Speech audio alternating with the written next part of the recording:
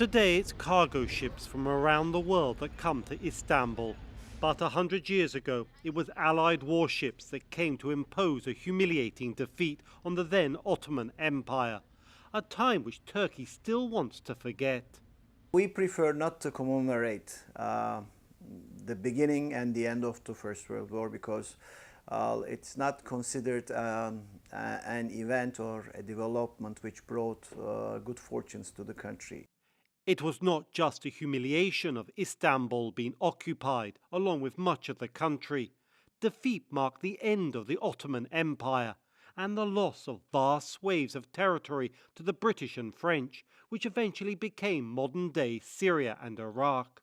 We have many legacy issues, leftovers from the First World War, still influencing Turkish politics, Turkish culture. The trauma of losing an empire, I'm sure you heard the term Sevr syndrome or Sevr trauma, the fear of losing the country, the fear of hostile encirclement, etc. So it continues to shape, it haunts the public, the fear of losing the homeland. All Turks are taught how Ataturk, founder of the Turkish Republic, resisted Turkey's partition by Allied powers after World War I, preventing a far more severe loss of territory under the Treaty of Sèvres.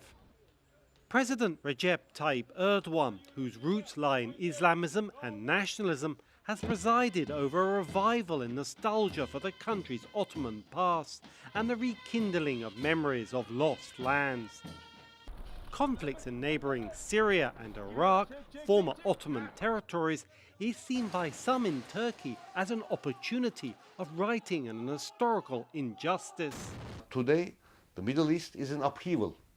So even there is talk of the change of frontiers. So Turkey sees there an opening for, like you said, maybe to readjust these grievances done to it following the First World War, flexing its muscles and taking back what belongs to Turkey.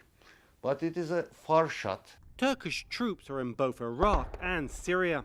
In Syria, a large swathe of territory is under Turkish control as part of a battle against Islamic State and Kurdish forces. In these former Ottoman Empire lands, the longer Turkish forces remain will raise the question whether Ankara is settling unfinished business dating back to World War I.